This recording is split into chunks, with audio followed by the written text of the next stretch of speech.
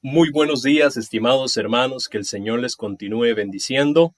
De parte de la Iglesia Evangélica Metodista de Costa Rica, queremos extender un abrazo a todas las personas que se están conectando, a todas las iglesias metodistas a nivel nacional, a todos los pastores que están ahí sirviendo al Señor en cada una de las regiones de este hermoso país. Realmente es un privilegio, es una alegría poder compartir la palabra de Dios un miércoles más, donde podemos meditar en las Sagradas Escrituras, meditar en las promesas de Dios, meditar en lo que Dios realmente tiene para nuestras vidas. Quiero extender realmente un agradecimiento muy profundo al obispo de nuestra iglesia, al doctor Luis Fernando Palomo, por la oportunidad de compartir este mensaje con todas las iglesias metodistas a nivel nacional. Realmente es una gran bendición, es un gran privilegio poder estar aquí compartiendo con ustedes, llegando hasta sus hogares con la palabra del Señor. Así que vayamos a la Escritura para meditar sobre estas promesas maravillosas que el Señor tiene para nuestras vidas. Hoy quiero compartir con ustedes un tema que he titulado Jesucristo, el sí y el amén de las promesas de Dios. Jesucristo, el sí y el amén de las promesas de Dios. Y es que, como bien sabemos, estimados hermanos, estamos en un mes de celebración, un mes patrio. Estamos celebrando 200 años de vida independiente. Pero no solamente eso, también el pueblo cristiano está celebrando el mes de la Biblia. Hemos celebrado el Día de la Biblia también en septiembre. Estamos celebrando todo este mes como el mes de las Sagradas Escrituras. Y realmente es un tiempo para meditar acerca de este libro maravilloso.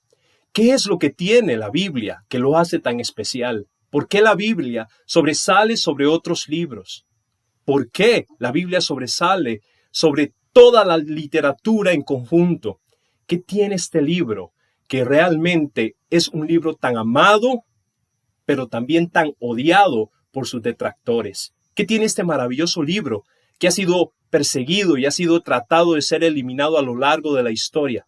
¿Qué tiene este libro que hace que millones de personas se congreguen para escuchar un mensaje cada domingo o cada día entre semana donde haya actividad religiosa en todo el mundo? ¿Qué tiene este libro tan especial?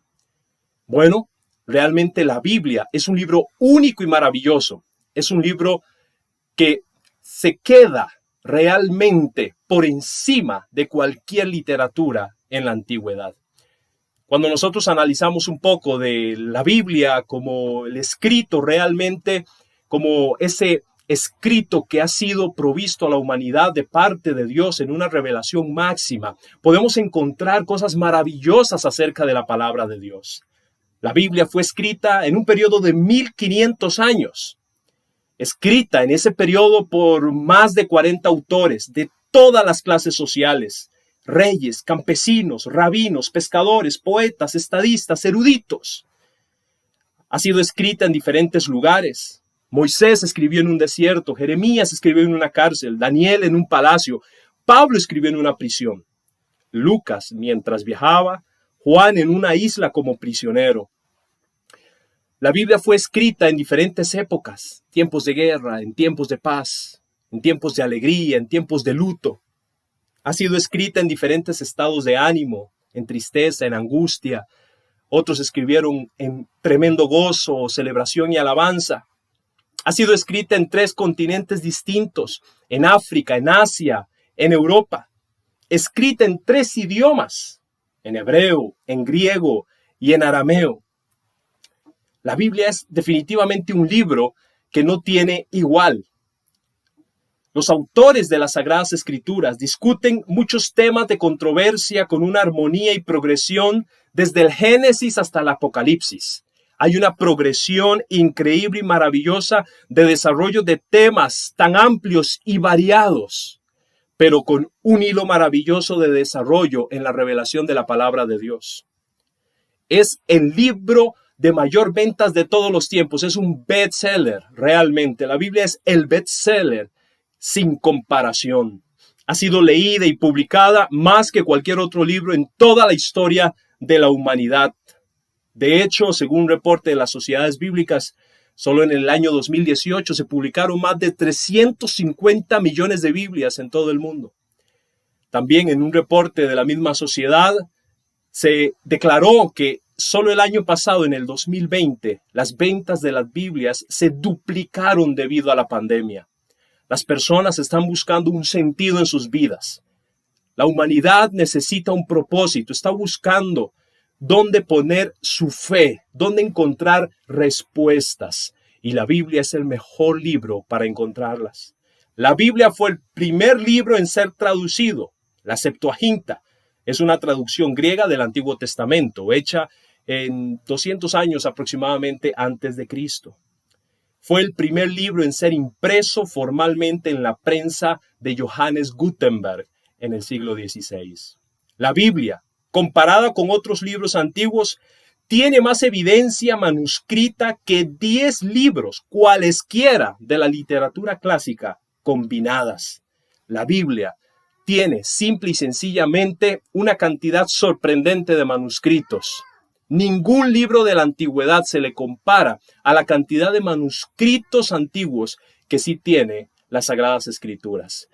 De hecho, la Biblia es el libro, hablando sobre los escritos antiguos con más respaldo historiográfico. Realmente, la Biblia es un libro único y maravilloso. Por eso, celebramos este mes acerca de la Biblia como la palabra de Dios. Pero no solamente eso. La Biblia es un libro que ha transformado millones y millones de vidas. Ha traído esperanza a los desanimados, a los desalentados, a personas de cualquier estrato social. La Biblia ha sido un libro que trae respuestas y que trae vida y salvación. De hecho, un autor hablando sobre la Biblia declara: los incrédulos han estado refutando y atacando este libro. Y sin embargo, en la actualidad permanece tan sólido como una roca. Su circulación aumenta y es más amado y querido y leído hoy que nunca antes. Los incrédulos, con todos sus asaltos, han hecho tanta impresión en este libro como la que haría un hombre con un martillo de lapicero golpeando las pirámides de Egipto. Cuando el monarca francés propuso que se persiguiera a los cristianos en sus dominios, un anciano estadista y soldado le dijo: «Señor, la iglesia de Dios es un yunque contra el cual se han gastado muchos martillos. Así es como los martillos de los incrédulos han estado golpeando contra este libro por las edades. Pero los martillos se gastan y el yunque todavía dura. Si este libro no hubiese sido el libro de Dios, hace tiempo que los hombres lo hubieran destruido. Los emperadores y papas, reyes y sacerdotes, príncipes y gobernantes, todos ellos han probado su mano contra él. Ellos mueren y el libro todavía vive». Gloria a Dios, aleluya. Qué maravilloso es saber que la palabra de Dios, a pesar de haber sido atacada una y otra vez, se mantiene firme como una roca donde podemos basar nuestra vida. Y en este mes que estamos celebrando precisamente la Biblia, las Sagradas Escrituras como la palabra de Dios, qué bueno es realmente hacer caso, ir y estudiar todo lo que ella nos dice. Pero, ¿cuál es el centro de la Escritura? ¿Cuál es el eje central de la Biblia? ¿Es acaso un libro que ciertamente ha perdurado a lo largo de la historia, que habla de temas diversos? ¿Es un libro simplemente que trae poesía bonita, historias bonitas, sin ninguna conexión entre sí? ¿Es acaso un libro nada más en el que se basan ciertas doctrinas, pero que tiene historias fragmentadas sin ningún tipo de relación? Bueno, la respuesta es no. La Biblia ciertamente es un conjunto, una colección de 66 libros, pero esos 66 libros tienen un mensaje en común, tienen una historia que contar, y el mensaje central es Jesucristo. Jesucristo es el eje central de las Sagradas Escrituras. De hecho, la Biblia podría decirse que es la historia del gran rey, el rey que viene a establecer un reino, y su nombre es Jesús de Nazaret. De hecho, en la segunda epístola a los Corintios, capítulo 1, versículo 20, el apóstol Pablo declara lo siguiente: porque todas las promesas de Dios son en Él, en Cristo, sí, y en Él, amén, por medio de nosotros, para la gloria de Dios. Y el que nos confirma con vosotros en Cristo, y el que nos ungió, es Dios, el cual también nos ha sellado y nos ha dado como garantía el Espíritu en nuestros corazones. ¡Qué buenas noticias! El apóstol Pablo dice que en Jesucristo todas las promesas de Dios son sí y amén. ¿Qué quiere decir esto? Esto quiere decir que en Cristo Jesús todas las promesas del Antiguo Testamento, todo lo que Dios ha venido planeando desde el Génesis, tienen su cumplimiento en Jesucristo. Jesucristo es el punto focal, el eje central de todas las Sagradas Escrituras. También el libro del Apocalipsis en el capítulo 19 y versículo 10 dice lo siguiente: yo me postré a sus pies para adorarle. Este es el apóstol Juan cuando recibe la revelación del Apocalipsis. Juan queda sorprendido por esa revelación máxima, maravillosa del libro del Apocalipsis y se postra a los pies del ángel, quien le estaba dando el mensaje. Se postra para adorar el ángel, pero el ángel le dijo: mira, no lo hagas. Yo soy consiervo tuyo y de tus hermanos que retienen el testimonio de Jesús. Adora a Dios, porque el testimonio de Jesús es el espíritu de la profecía. Me gusta cómo lo pone la Biblia al día. La Biblia al día, el mismo versículo lo dice de la siguiente manera: me postré a sus pies para adorarle. Pero él me dijo: no, cuidado, soy un siervo como tú y como tus hermanos que se mantienen fieles al testimonio de Jesús. Adora solo a Dios. El testimonio de Jesús es el espíritu que inspira la profecía. Así que podemos ver aquí en la Escritura cómo nos revela que Jesús es quien inspira toda la profecía de la Sagrada Escritura. Él es el que ha inspirado a todos los profetas antiguos. Él es el punto culminante de toda la Escritura. Él es en quien convergen todas las realidades del Antiguo Testamento. Él es en el que se cumple todo lo que está escrito. Jesucristo es el punto central de toda la Biblia. Y esa es una de las evidencias más sorprendentes y maravillosas de este hermoso libro. Como ningún otro libro, la Biblia contiene profecías dadas con cientos de años de anticipación a los eventos que hablan acerca del Mesías. De hecho, según los estudiosos, se cree que hay más de 300 profecías referentes a Jesucristo, el Mesías. Permítame en esta mañana compartir con usted alguna de esas maravillosas profecías que apuntan hacia Jesucristo como el Mesías prometido, que apuntan a Jesús como aquel en quien se cumplen las promesas de Dios, en el cual las promesas bíblicas son sí y son amén.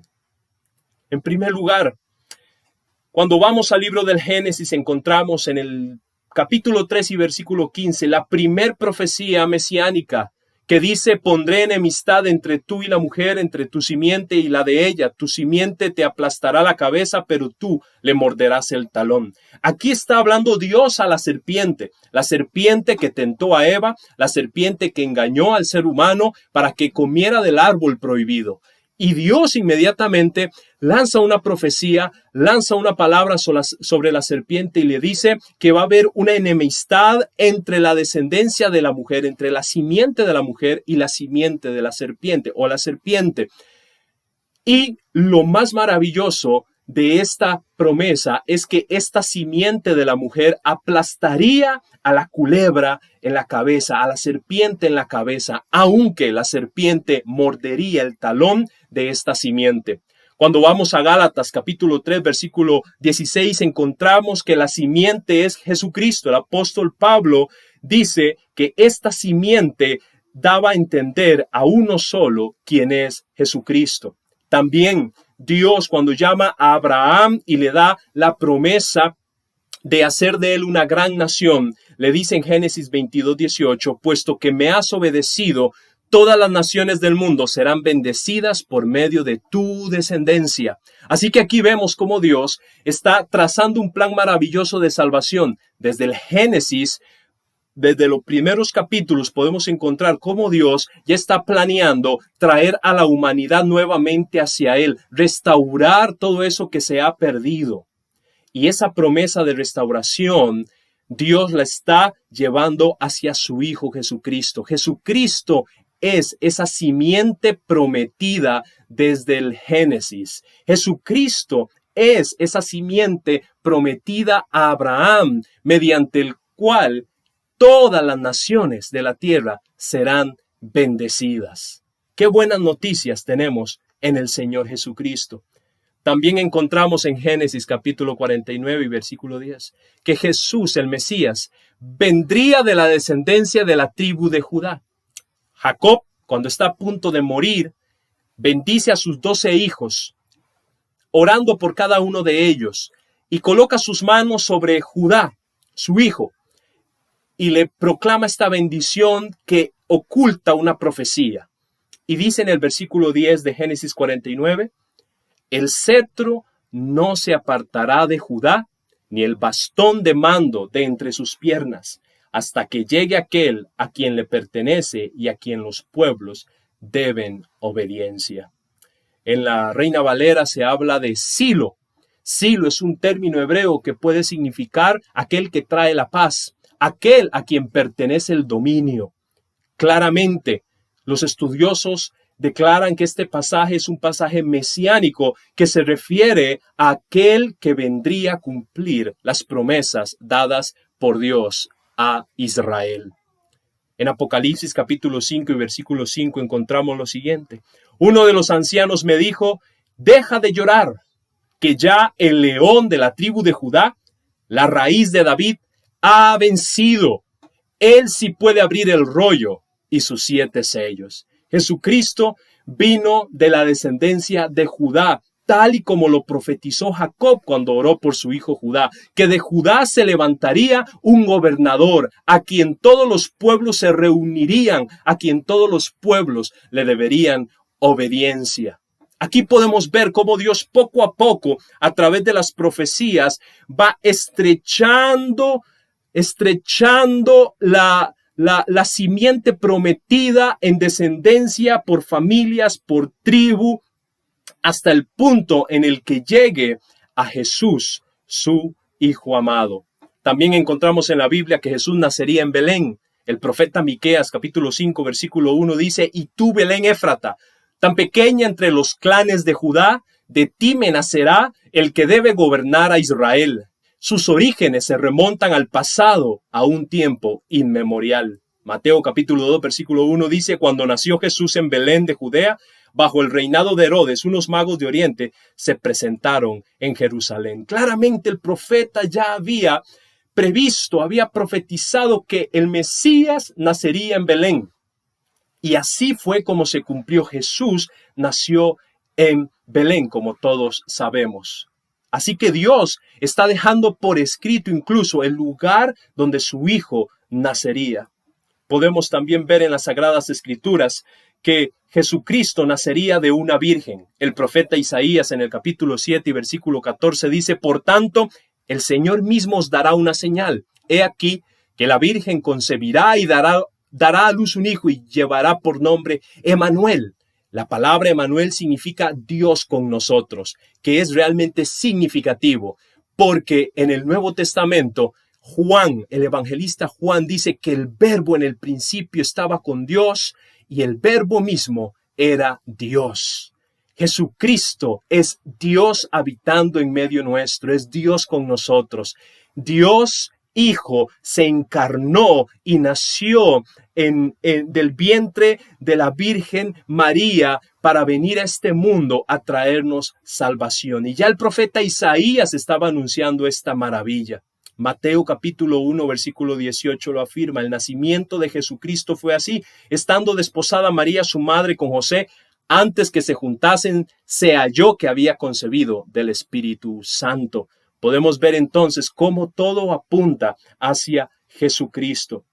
También el profeta Isaías anuncia que el Mesías haría su ministerio y su predicación en Galilea y en las cercanías del río Jordán. Isaías capítulo 8, versículo 23 dice: en un primer tiempo el Señor humilló al país de Zabulón y al país de Neftalí, pero en el futuro llenará de gloria la ruta del mar, el otro lado del Jordán, el distrito de los paganos. Luego en el capítulo 9 del mismo libro del profeta Isaías, en el versículo 1 dice: el pueblo que caminaba en las tinieblas ha visto gran luz. Sobre los que habitaban en el país de la oscuridad ha brillado una luz.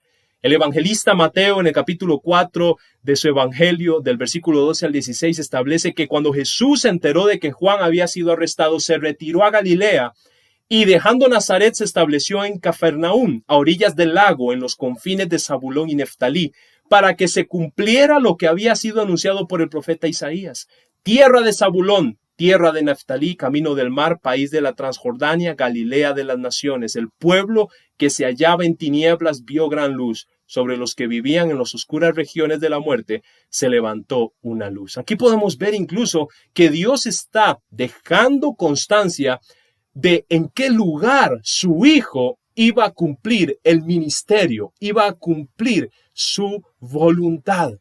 Dios no quiere que nada quede al azar, que nada quede en confusión. Dios está dejando un registro preciso para toda la humanidad, para señalar cuál es el Mesías verdadero. En Isaías capítulo 53 y versículo 3 se nos habla del desprecio del pueblo judío.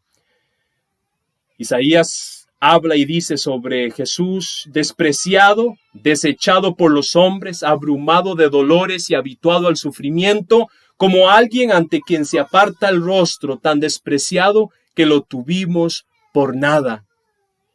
Juan capítulo 1 versículo 11 dice: a lo suyo vino y los suyos no le recibieron. Aquí podemos ver que el profeta claramente está anunciando que ese Mesías, ese siervo sufriente profetizado, iba a ser despreciado, iba a ser desechado por los hombres, y que las personas lo iban a rechazar, su mismo pueblo lo iba a rechazar.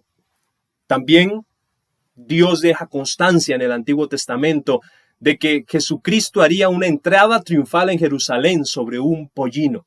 Zacarías capítulo 9, versículo 9 dice: alégrate mucho, hija de Sión, grita de júbilo, hija de Jerusalén. Mira que tu rey viene hacia ti. Él es justo y victorioso, es humilde y está montado sobre un asno, sobre la cría de una asna. Juan capítulo 12, versículo 13 al 14. Toma esta profecía y dice: tomaron ramas de palmera y salieron a recibirle y clamaban: Hosana, bendito el que viene en el nombre del Señor, el Rey de Israel. Y halló Jesús un asnillo y montó sobre él, como está escrito. Así que hasta eso el Espíritu Santo sopló, inspiró a los profetas de la antigüedad para incluso establecer la forma en que el Mesías entraría en Jerusalén en su última semana de pasión y vida. También la palabra de Dios nos dice que él sería traicionado por los suyos, o por uno de los suyos. Salmo 41:10 dice: hasta mi amigo más íntimo, en quien yo confiaba, el que comió mi pan, se puso contra mí. Marcos capítulo 14, versículo 10 dice: entonces Judas Iscariote, uno de los 12, fue a los principales sacerdotes para entregárselo. Aquí vemos claramente cómo incluso en los Salmos, que es literatura poética maravillosa de alabanza, encontramos vestigios proféticos que anuncian a Jesucristo como aquel que cumple las profecías del Antiguo Testamento, como aquella simiente prometida, como aquel Mesías prometido, como aquel Rey glorioso que viene a restaurar todas las cosas, que va a aplastar la cabeza de la serpiente y que va a redimir a la humanidad. También en Zacarías capítulo 11, versículo 12, se nos dice que sería vendido por 30 piezas de plata. Zacarías dice de la siguiente manera: yo les dije, si les parece bien, páguenme mi salario, y si no, déjenlo. Ellos pesaron mi salario, 30 siclos de plata. Mateo 26:15 dice de la siguiente manera: y les dijo, ¿qué me queréis dar? Y yo os lo entregaré. Y ellos le asignaron 30 piezas de plata. Hablando de los principales sacerdotes cuando hablaron con Judas sobre entregar a Jesús, traicionar a Jesús, y le pagaron 30 piezas de plata, tal como Zacarías lo había profetizado. Incluso el precio por el cual su hijo sería vendido, Dios lo deja en constancia en los profetas. De tal manera de que Dios está cuidando de que toda la historia de la Sagrada Escritura tenga que ver con su Hijo y no haya lugar a dudas de que Él está señalando a uno en toda la historia de la humanidad, que es el Mesías que ha de cumplir la misión de redimir a la humanidad. El precio sería devuelto. También Zacarías capítulo 11 verso 13 nos afirma lo siguiente: pero el Señor me dijo, echa al tesoro ese lindo precio en que he sido valuado por ellos. Yo tomé los 30 siclos de plata y los eché en el tesoro de la casa del Señor. Mateo 27, 6 al 7 dice, los principales sacerdotes, tomando las piezas de plata, dijeron, no es lícito echarlas en el tesoro de las ofrendas porque es precio de sangre. Y después de consultar, compraron con ellas el campo del alfarero para sepultura de los extranjeros. Así que el profeta logra captar aquí de que ese precio por el cual había sido valorado el Señor sería devuelto al templo, pero luego del templo sería usado para comprar un campo, que así lo establecieron los principales en la época de Jesús. También encontramos la siguiente profecía sobre el juicio de Jesús. Durante su juicio, Jesús se mantendría en silencio. Isaías 53, 7 dice, al ser maltratado, se humillaba y ni siquiera abría su boca, como un cordero llevado al matadero, como una oveja muda ante el que la esquila, él no abría su boca. Mateo 26, 62 al 63 dice, y levantándose el sumo sacerdote le dijo, ¿no respondes nada? Preguntándole al Señor Jesús, ¿qué testifican estos contra ti? Mas Jesús callaba. Entonces el sumo sacerdote le dijo, te conjuro por el Dios viviente, que nos digas si eres tú el Cristo, el Hijo de Dios. Aquí podemos ver que la profecía de Isaías es que este cordero, o este hombre, este siervo sufriente, sería llevado, humillado, pero él no abriría su boca. Sería como un cordero llevado al matadero. Y es precisamente esa imagen con la cual se identifica a Jesús en el Nuevo Testamento, el Cordero de Dios que quita el pecado del mundo, decía Juan el Bautista. También en el mismo libro de Apocalipsis se presenta a Jesús como un cordero que ha dado su vida por la humanidad. Pero todo esto ya estaba profetizado nuevamente. Qué lindo, hermanos, ver cómo la Escritura se cumple en la persona de Jesús de Nazaret. La Escritura señala un Mesías, un único Mesías y no hay otro, y su nombre es Jesús, Jesús el Señor. También Isaías capítulo 53, versículos del 4 al 5 nos dice que sufriría por los demás. Ciertamente llevó él nuestras enfermedades y sufrió nuestros dolores, y nosotros le tuvimos por azotado, por herido de Dios y abatido. Mas él herido fue por nuestras rebeliones, molido por nuestros pecados. El castigo de nuestra paz fue sobre él, y por su llaga fuimos nosotros curados. Qué maravilloso es ver este texto de Isaías, que muchos le llaman, ¿verdad?, el evangelista del Antiguo Testamento, porque contiene profecías maravillosas acerca del sacrificio redentor de Jesús. De hecho, es interesante ver cómo hay judíos que al leer y estudiar este texto se dan cuenta de que Jesús cumple a la perfección toda la descripción que Isaías hace en este capítulo 53 de lo que sería el Mesías que vendría. Ese Mesías tendría que sufrir. Mateo capítulo 8, versículo 16 dice, y como fue ya tarde, trajeron a él muchos endemoniados y echó los demonios con la palabra y sanó a todos los enfermos, para que se cumpliese lo que fue dicho por el profeta Isaías, que dijo, él mismo tomó nuestras enfermedades y llevó nuestras dolencias. Luego el apóstol Pedro también en su epístola acerca del sacrificio de Jesús en la cruz, también aplica este mismo pasaje de Isaías, refiriéndose a que su sacrificio es el que ha traído sanidad a nuestros dolores, a nuestro pecado.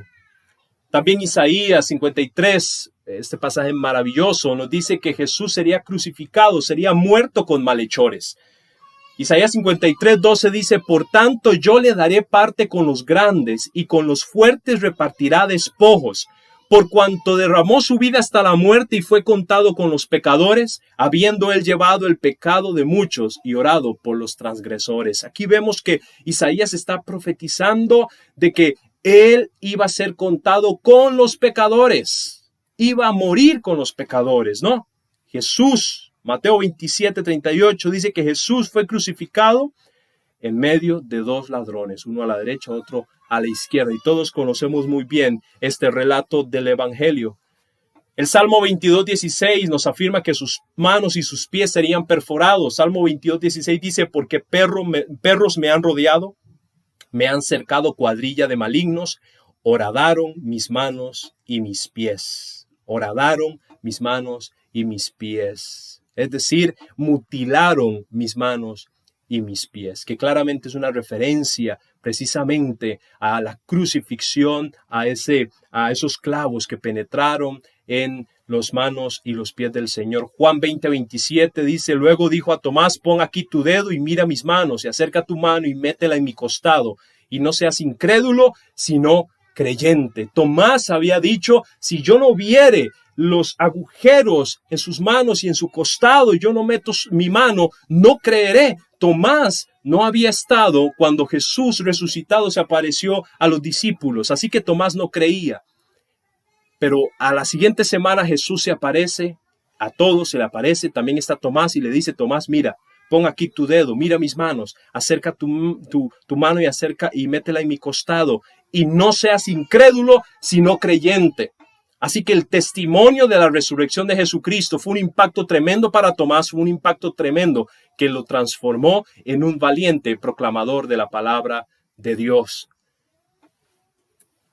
También encontramos en la palabra que sería escarnecido y despreciado. Salmo 22, del 6 al 8 dice, mas yo soy gusano y no hombre, oprobio de los hombres y despreciado del pueblo. Todos los que me ven me escarnecen, estiran la boca, menean la cabeza, diciendo, se encomendó al Señor, libre de él, sálvele, puesto que en él se complacía. Mateo 27, del 39 en adelante dice, y los que pasaban le injuriaban, hablando de los principales sacerdotes y fariseos viendo a Jesús en la cruz. Dice Mateo que los que pasaban le injuriaban, meneando la cabeza y diciendo, tú que derribas el templo y en 3 días lo reedificas, sálvate a ti mismo si eres hijo de Dios, desciende de la cruz. Así que vemos cómo también se cumple el Salmo 22 acerca del oprobio que recibe Jesús en la cruz, cómo sería menospreciado, cómo se burlarían de él.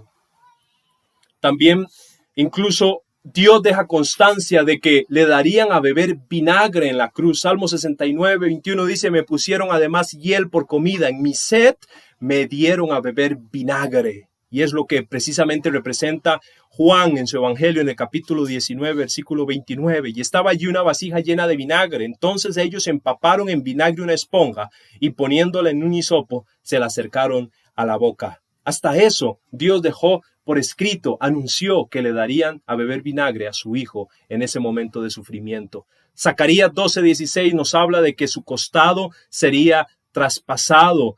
Y derramaré sobre la casa de David y sobre los moradores de Jerusalén espíritu de gracia y de oración, y mirarán a mí a quien traspasaron, y llorarán como se llora por hijo unigénito, afligiéndose por él como quien se aflige por el primogénito. Juan en su evangelio declara en el capítulo 19, pero uno de los soldados le abrió el costado con una lanza, y al instante salió sangre y agua.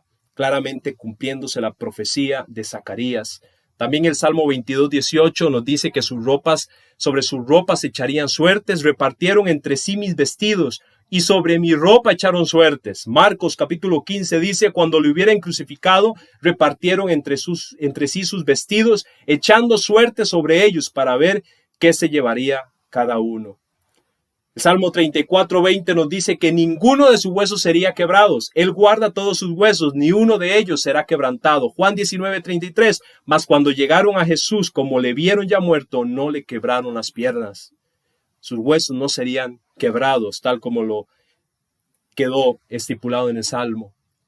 Sería sepultado en una tumba de ricos. El mismo Isaías 53, versículo 9 nos dice, y se dispuso con los impíos su sepultura, mas con los ricos fue en su muerte, aunque nunca hizo maldad ni hubo engaño en su boca. Aquí Isaías nos está diciendo que sería sepultado con los ricos en su muerte. Y claro, cuando vamos a Mateo 27:57, se nos relata que un hombre rico llamado José de Arimatea pidió a Pilato el cuerpo de Jesús. Entonces Pilato mandó que le diesen el cuerpo y José, tomando el cuerpo, lo envolvió en una sábana limpia y lo puso en un sepulcro nuevo que había sido labrado en la peña. Y después de hacer rodar una gran piedra a la entrada del sepulcro, se fue. Claramente este era un hombre pudiente, tenía dinero, era parte del Sanedrín incluso. Y su tumba era una tumba de ricos. Por lo tanto, se cumple la profecía de Isaías que en su sepultura sería también con los ricos. Lo maravillosas noticias es que también se nos anuncia en el Salmo 16 que Él resucitaría de entre los muertos. Salmo 16:10 dice, porque no dejarás mi alma en el Seol, ni permitirás que tu santo vea corrupción. También en Isaías 53 nos dice, después de su sufrimiento verá la luz y quedará satisfecho. Por su conocimiento mi siervo justo justificará a muchos y cargará con las iniquidades de ellos. Por lo tanto, le daré un puesto entre los grandes. Y está hablando después de la muerte. Estos versículos son después de que Isaías está hablando de que él sería muerto y su muerte sería con los ricos. Dice, le daré un puesto entre los grandes y repartirá el botín con los fuertes porque derramó su vida hasta la muerte. Y fue contado entre los transgresores, cargó con el pecado de muchos e intercedió por los pecadores. Mateo 28:9 dice, he aquí Jesús le salió al encuentro diciendo, salve. Y ellas acercándose abrazaron sus pies y le adoraron porque Jesús es Dios en la carne. Qué maravillosas noticias es anunciar la resurrección de Jesucristo. Ya la Biblia nos hablaba de esta resurrección maravillosa. También la Biblia nos anunciaba que Él ascendería al cielo. Salmo 68:18, subiste a lo alto, cautivaste la cautividad, tomaste dones para los hombres y también para los rebeldes, para que habite entre ellos Dios. Lucas 24:50 y 51 nos dice, y los sacó fuera hasta Betania, y alzando sus manos los bendijo, y aconteció que bendiciéndolos, se separó de ellos y fue llevado arriba al cielo. Desde el cielo esperamos su segunda venida.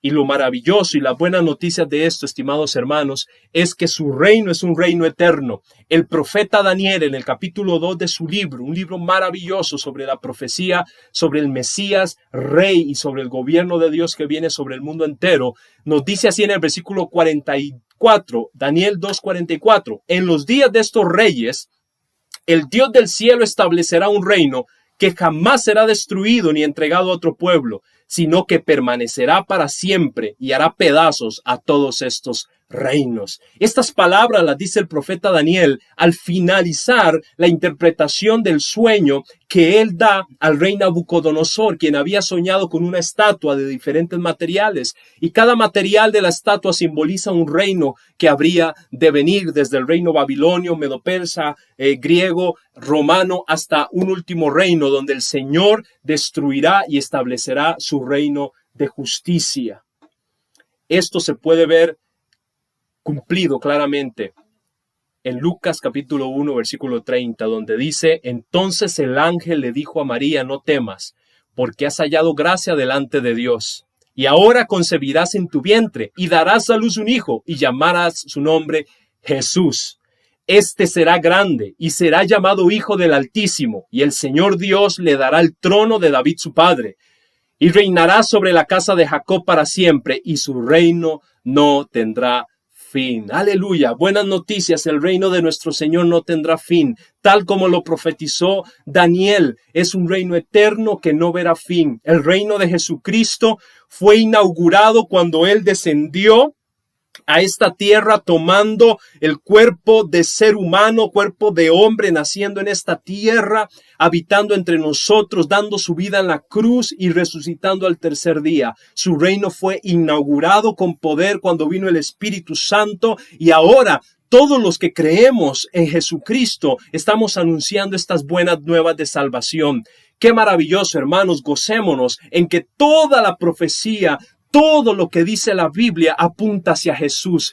en Él, las promesas de Dios son sí y amén. Estos son solamente algunas de las profecías que podemos encontrar en la Biblia. No nos daría el tiempo para poder analizar todas las profecías, pero realmente podemos ver lo maravilloso de la Biblia. No existe libro parecido que contenga profecías tan maravillosas, no solamente de Jesucristo, sino también de imperios mundiales que han surgido y han caído. No existe libro alguno que se compare a las Sagradas Escrituras, porque las Sagradas Escrituras tienen un mensaje maravilloso en común, quien es Jesús. Jesús, Él es el testimonio de toda la profecía.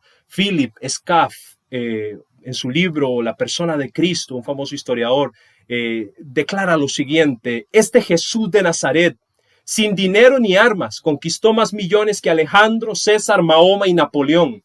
Sin ciencia y sin erudición, derramó más luz sobre las cosas divinas y humanas que todos los filósofos y eruditos combinados. Sin la elocuencia de las escuelas, habló tales palabras de vida como nunca antes o después fueron dichas, y produjo efectos que yacen más allá del alcance del orador o del poeta. Sin escribir ni una sola línea, puso en movimiento más plumas y proporcionó temas para más sermones, oraciones, discusiones, volúmenes de erudición, obras de arte y cánticos de alabanza que el ejército completo de grandes hombres de los tiempos antiguos y modernos. Realmente Jesucristo es el punto central de la profecía. Él es el Señor. Jesucristo es el Señor. Jesucristo es el Salvador, es el único en que podemos poner nuestra confianza. Así que hermano, usted que me ve, amigo, usted que me ve, realmente la única respuesta la encontramos en Jesús.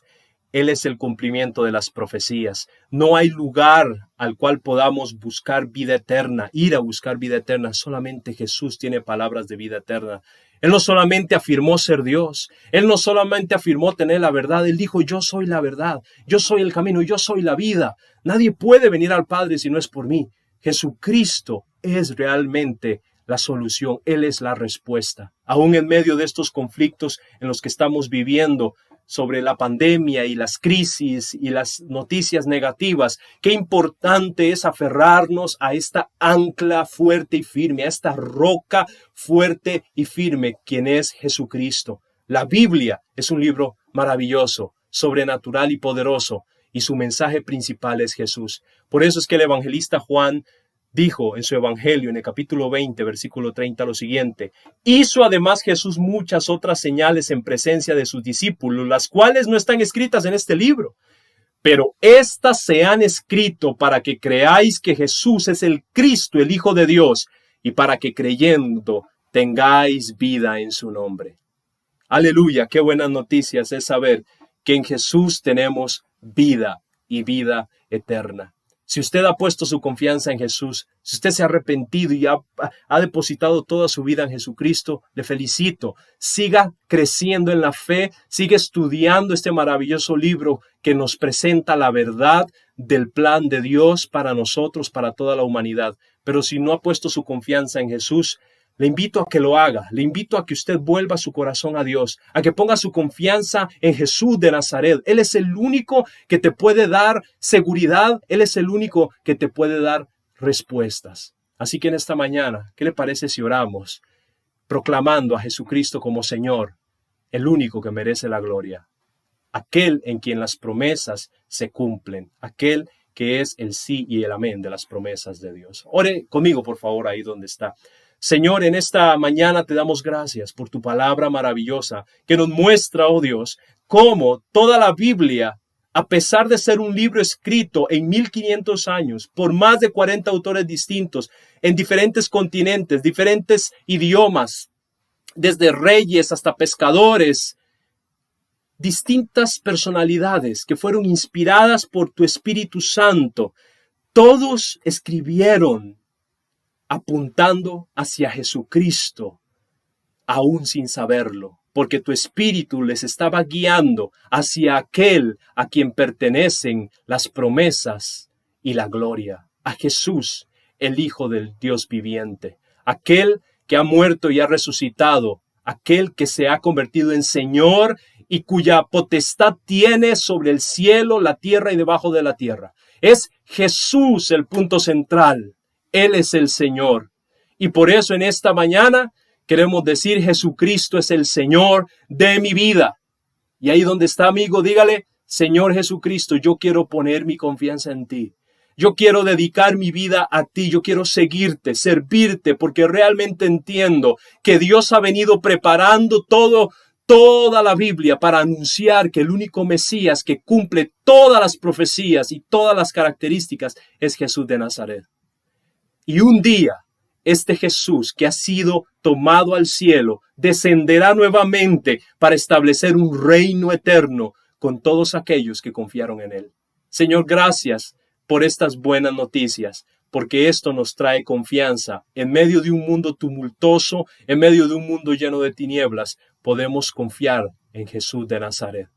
Señor, bendice la Iglesia Metodista a nivel nacional, bendice los pastores, trae, Señor, fortaleza a todos los pastores en este momento de crisis nacional. Trae, Señor, alivio a aquel que necesita, Padre Celestial, tu mano sanadora. Trae ánimo al que se siente desanimado. Señor, en el nombre de Jesús, gracias por Jesús. Gracias porque tú estás vivo, Señor. Gracias porque tenemos el Espíritu Santo, quien no nos abandona. Gracias porque tenemos una respuesta y una esperanza que brindarle al mundo entero, Señor. Gracias porque en ti hemos hallado vida eterna. En el nombre de Jesús. Amén. Gracias, estimados hermanos, por este tiempo especial. Espero que haya sido de mucha bendición y de reflexión. Que Dios les bendiga abundantemente. Que tengan un lindo día. Bendiciones.